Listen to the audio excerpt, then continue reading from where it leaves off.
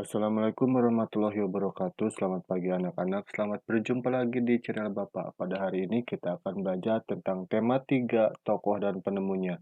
Subtema 1 penemu yang mengubah dunia. Pembelajaran pertama.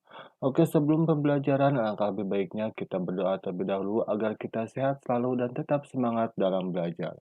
Tujuan pembelajaran kita hari ini diantaranya yaitu dengan membaca, kalian mampu menyebutkan informasi penting dari teks yang dibaca tentang penemu yang mengubah dunia dengan mandiri. Yang kedua, dengan mengamati, kalian mampu mengidentifikasi komponen-komponen listrik dan fungsinya dalam rangkaian listrik sederhana dengan tepat. Dengan mengamati, kalian mampu mengidentifikasi perubahan sosial budaya dalam kehidupan masyarakat atas ditemukannya listrik dengan tepat. Dan yang terakhir, yaitu dengan mengamati dan melakukan wawancara, kalian mampu melaporkan perubahan sosial budaya masyarakat dengan ditemukannya listrik dalam bentuk peta pikiran dengan sistematis. Oke, kita lanjut saja ke pembahasan. Halo anak-anak hebat, lihatlah lingkunganmu di malam hari. Cahaya lampu bersinar menerangi jalan, sekolah, dan rumah kita. Listrik telah mengubah wajah dunia. Tahukah kamu siapa tokoh yang berhasil menemukan mesin pembangkit listrik dan bagaimana lampu-lampu di rumah dapat menyala? Mari kita simak teks berikut ini. Listrik mengubah wajah dunia. Listrik telah membawa banyak perubahan dalam kehidupan masyarakat di dunia. Michael Faraday adalah tokoh penemu arus listrik. Faraday lahir pada tahun 1791 di Newington, Inggris. Ia berasal dari keluarga miskin dan hanya sebentar merasakan pendidikan di sekolah. Dengan perjuangan keras dan semangat pantang menyerah, ia akhirnya berhasil membuat alat sederhana pertama yang dapat menghasilkan gelombang elektromagnetik. Tahukah kamu bagaimana perjalanan arus listrik hingga sampai ke rumahmu? Ayo kita simak selanjutnya.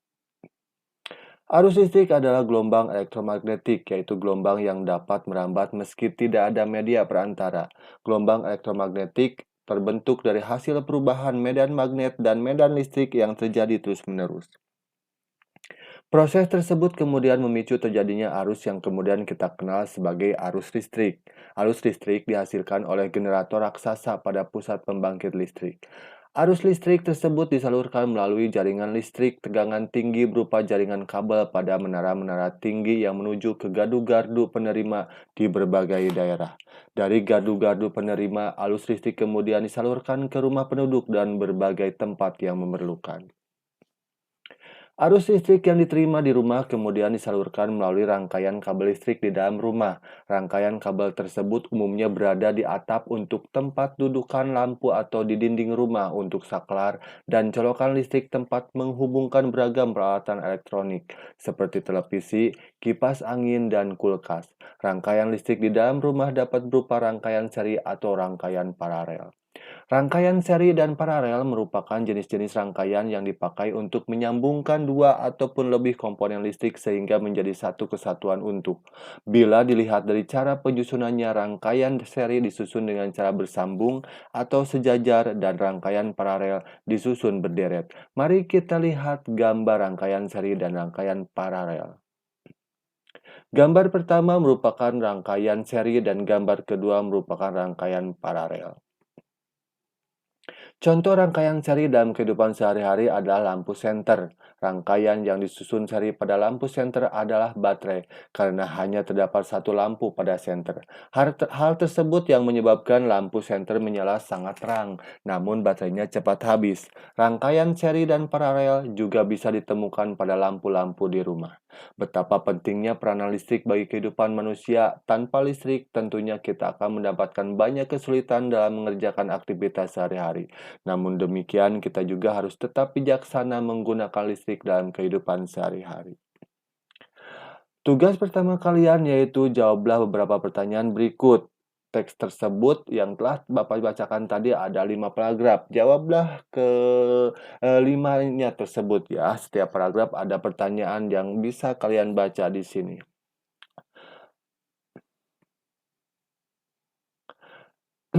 Berikut merupakan gambar senter yang telah dibongkar. Ada 4 komponen ya dalam senter ini. Yang pertama yaitu baterai, yang kedua lampu reflektor, yang ketiga yaitu lempengan logam, dan yang keempat yaitu saklar.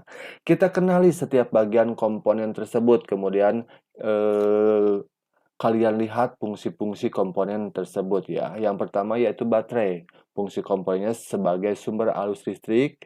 Yang kedua lampu reflektor mengumpulkan cahaya sehingga cahaya lampu senter menjadi lebih terang.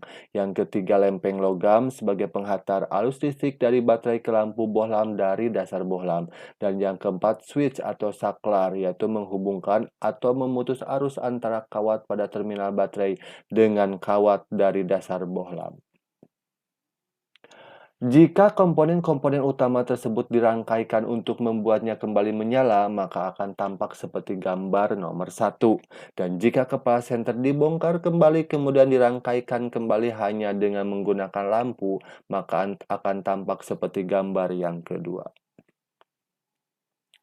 Rangkaian seri pada lampu senter baterai. Jika saklar dinyalakan, maka listrik mengalir dari sumber listrik yang berupa baterai yang disusun secara seri.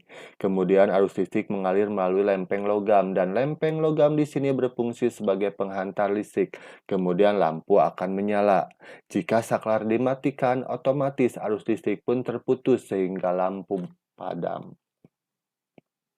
Bagaimana posisi lempengan logam untuk membuat lampu menyala? Dalam suatu rangkaian elektromagnet elektronik yang terdapat lampu dan sumber tegangan di dalamnya, rangkaian harus dipasang sebagai rangkaian tertutup supaya lampu menyala.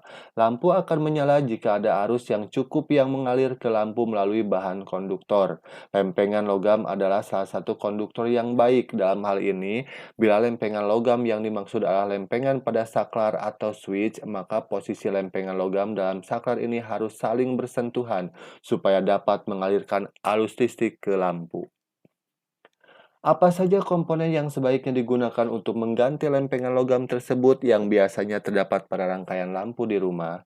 Komponen yang sebaiknya digunakan untuk mengganti lempengan logam yang biasanya terdapat pada rangkaian lampu di rumah yaitu tembaga.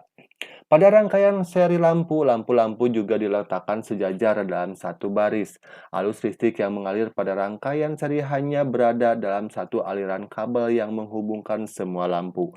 Jadi rangkaian seri ini disusun secara berurutan atau sejajar seperti yang kalian lihat pada gambar di sampingnya ya. Di sana ada lampu A, lampu B, lampu C, saklar, dan baterai. Apa perbedaan antara masa sebelum dan sesudah ada listrik? Masa sebelum ada listrik ada 4 di sini ya. Yang pertama, kegiatan manusia lebih banyak dilakukan di pagi hari, siang, dan sore hari. Benda-benda yang digunakan manusia digerakkan oleh manusia, hewan, atau bantuan alam. Beragam pertunjukan seni dan budaya dilakukan di siang atau sore hari. Dan alat transportasi menggunakan bantuan tenaga hewan seperti kuda dan kerbau. Sedangkan masa setelah adanya listrik diantaranya yaitu satu kegiatan manusia dapat dilakukan di pagi, siang, sore, bahkan malam hari. Benda-benda yang digunakan manusia menggunakan energi listrik. Pertunjukan seni dan budaya dapat dilakukan di malam hari dan alat transportasi menggunakan energi listrik seperti motor dan mobil juga pesawat dan kereta api serta kapal dan perahu. Tugas kedua kalian yaitu amati lingkungan yang ada di sekitarmu. Temukan sebanyak mungkin pengaruh listrik dalam kehidupan di bidang sosial dan budaya di lingkungan tempat tinggalmu. Buat dalam peta pikiran berikut ini. Di sini ada contoh peta pikirannya ya. Kalian bisa menemukan sebanyak mungkin ya pengaruh terhadap kehidupan manusia di lingkunganmu sebelum ada listrik dan setelah ada listrik. Kalian bisa menuliskannya di kolom yang telah Bapak berikan seperti ini ya. Oke, hanya itu pertemuan kita pada hari ini. Kita berjumpa di pertemuan selanjutnya. Terima kasih. Wassalamualaikum warahmatullahi wabarakatuh.